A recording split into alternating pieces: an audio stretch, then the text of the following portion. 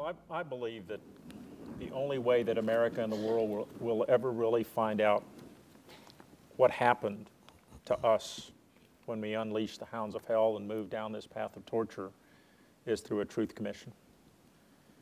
We have lost complete, almost total trust has been eroded from the institutions and the mechanisms that currently exist within American society to try to establish accountability.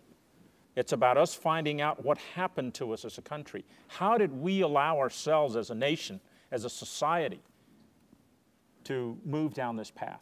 We haven't really addressed the issues. It is a problem that permeates every level of command, the entire hierarchy, from our executive branch, our congressional branch, to the Department of Defense, the military services, and all the way down to the young soldiers that were on the ground.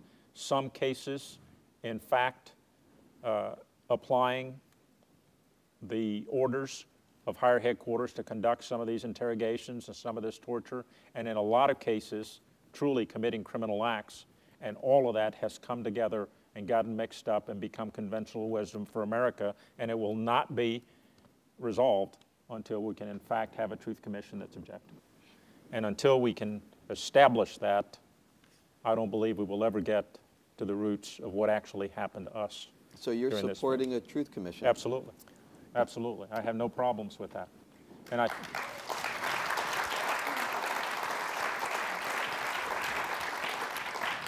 So in my view, from a human rights perspective, it is really anathema in human rights law to be able to say that there are war crimes, there are crimes against humanity, which torture is, and to then say, in order for you to tell us what you did, which we already know, you just have to ask my clients, we will make sure that you will never, ever have to pay the price for this, but you just have to tell us what you did. Now, the truth part and the transparency part is absolutely critically important.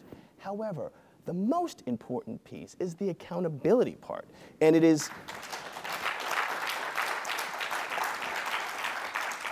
and in order to make sure it never happens again, you can't pass a law because laws can get repealed. You can't put out executive orders because they get changed by the next president. You have to make these guys who would do this so afraid of going to jail that they would literally stop their ideas about torturing before you even knew about it.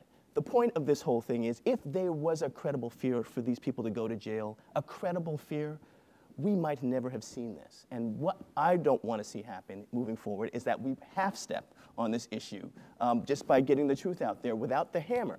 If you torture, if you create illegal activity against international law and domestic law, you will go to jail just like if you robbed a bank. And that's the piece that we need to get by pushing for criminal prosecution. You know, one of the questions we all have is, well, how do we face the world, you know, after 8 years of George Bush? And it was looking pretty good there for a while. But now we have this question of what do we do with the people that have done the bad things that we already know? And I really don't, and I agree with you, actually, that accountability is a much broader piece than just prosecution. I completely agree with that. And I don't think that prosecution and investigation are mutually exclusive at all. But I do think politically in this country, if you don't push for prosecution, you won't get anything. well, let me tell you why. Well, hold on a second. One of the things that Vince was saying, which I think is very credible, having reported about prosecutions for years, is that anvil, you will be prosecuted. Well, what it does is it gets the rats running off that ship. We can't have so many laws violated to such grievous harm to so many people and say that was then, and let's move forward. It doesn't work that way. You never get to accountability. You never get to consequences. People go about their lives, and there are 83,000 victims, many of them still now in prisons around the world, that are wildly unauthorized based on our standards, based on the treaties we've signed, and we're saying, sorry, too messy for me, too messy for my institutions, too messy for my systems or my notion of leadership. That's not going to cut it. Not now, in terms of restoring America's moral energy, which is at the source, the key to us being able to protect ourselves going forward. Forget about, you know, sort of a constitutional law class debate. Unless we get moral energy back and fast, we are never, ever going to win the battles that we have to face right now. Ever. That's the source of real power. It's not armies assembled on borders, with all due respects, General. It's moral power. That's what's always been the stuff that really transforms this wider world. Without that, we are absolutely at this moment looking at how soon the wages of this will come due. For me, it's a very simple objective.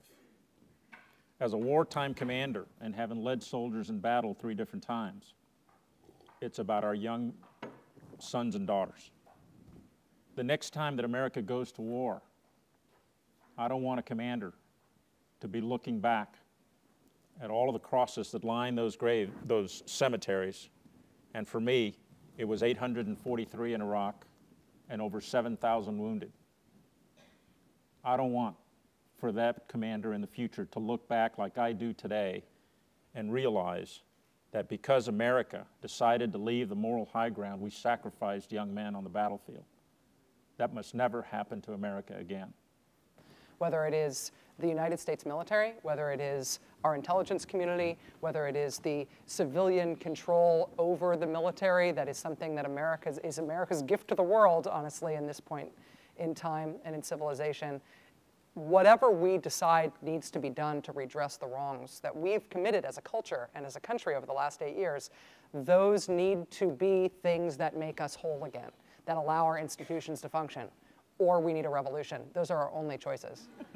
I don't advocate the revolution. Neither do I. I was trying to make it look like a bad option. But you know. That sounded kind of good. I don't know. I know. I still believe in civilian control of the military. But if those institutions are things that we believe were the right idea, then we need to fix this in a way that makes those things the means by which we move forward, and they're something that we believe in again.